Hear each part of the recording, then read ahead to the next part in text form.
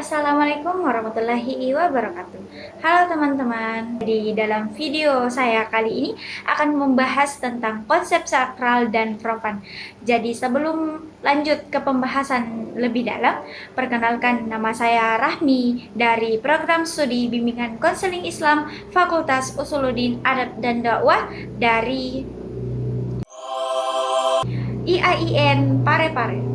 Dalam video kali ini, saya akan membahas tentang konsep sakral dan profan dalam perspektif sosiologi agama. Jadi ada dua konsep yang dibahas atau diperkenalkan oleh Emil Durkheim, bahwa seorang sosiolog yang melihat bahwa agama bukan hanya soal kepercayaan, tapi juga sistem sosial yang mengikat masyarakat. Apa sih itu sakral? Nah, sakral itu berarti segala sesuatu yang dianggap suci, memiliki makna religius, dan dihormati secara khusus oleh masyarakat. Seperti benda, tempat, waktu, atau kegiatan yang menjadi sakral jika diyakini memiliki hubungan dengan kekuatan ilahi atau nilai spiritual. Contohnya seperti kitab suci, Al-Quran, Alkitab, atau Tripitaka. Kedua, seperti tempat ibadah, yaitu masjid, gereja, pura, dan vihara. Yang ketiga, itu ada ritual keagamaan seperti sholat, misa, atau upacara nyepi. Apa sih itu profan? Nah, jadi teman-teman, sebaliknya profan itu mencakup segala hal yang bersifat duniawi, rutin, dan tidak memiliki makna religius secara langsung. Meski penting dalam kehidupan, al-profan tidak dianggap suci. Jadi contohnya itu seperti bekerja di kantor, hiburan seperti menonton film, bermain media sosial, aktivitas ekonomi dan rekreasi, dan berjualan di pasar. Nah, jadi yang membedakan dengan sakral dan profan adalah agama membedakan ruang dan waktu sakral seperti sholat Jumat, misa, atau upacara adat dengan ruang dan waktu, sedangkan profan seperti bekerja atau bersosialisasi. Jadi perbedaannya ini membentuk struktur sosial, misalnya ada waktu khusus untuk beribadah dan waktu lainnya untuk bekerja. Nah, dengan begitu, masyarakat memiliki keseimbangan antara kehidupan spiritual dan duniawi. Fenomena pada sakral itu, sebagai orang Bugis, dalam masyarakat Bugis itu ritual seperti mapalili atau ritual tolak balas sebelum menanam padi. Jadi itu dianggap sebagai sakral. Nah, ritual ini dipimpin oleh tokoh adat atau diawali dengan doa serta sesajen untuk memohon keselamatan dan hasil panen yang baik. Tempat pelaksananya itu dan benda-benda ritualnya itu dianggap suci selama upacara berlangsung.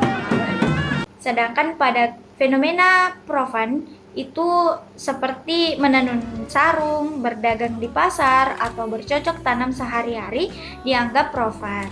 Nah, jadi aktivitas ini penting bagi kehidupan ekonomi manusia, namun tidak memiliki makna religius secara langsung. Jadi, ada yang membedakan antara sakral dan profan.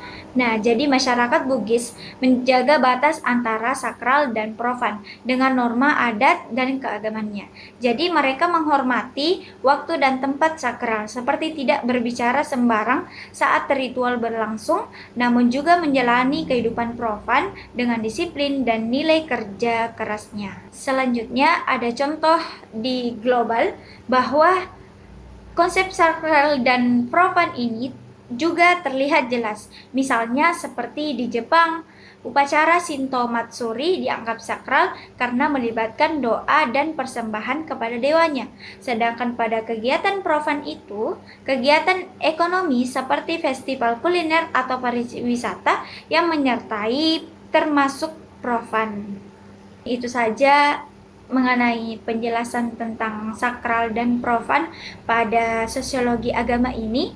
Jadi sebagai penutup, konsep sakral dan profan ini membantu kita untuk memahami bagaimana masyarakat membedakan antara yang suci dan yang duniawi. Jadi keduanya ini saling melengkapi dan membentuk keseimbangan kehidupan sosial dan spiritual manusia. Jadi, teman-teman, ayo kita jaga nilai-nilai sakral tanpa melupakan tanggung jawab di dunia profan. Sebagai penutup dari penjelasan saya mengenai profan dan sakral, saya mengutip dari Emilia Durkheim bahwa agama adalah sistem yang memisahkan hal-hal yang sakral dari yang profan, oleh Emil Durkheim. Sekian penjelasan mengenai sakral dan profan. Semoga bermanfaat untuk teman-teman sekalian. Dan untuk memenuhi tugas NIT mata kuliah Sosiologi Agama dengan dosen pengampu Bapak Mahyudin MA, saya Rahmi dengan NIM 2320203870232037 dengan program studi bimbingan konseling Islam Fakultas Usuluddin Adab dan Dakwah dari IAIN Parepare. Pamit undur diri, sekian dari saya. Kurang lebihnya mohon dimaafkan. Assalamualaikum warahmatullahi wabarakatuh.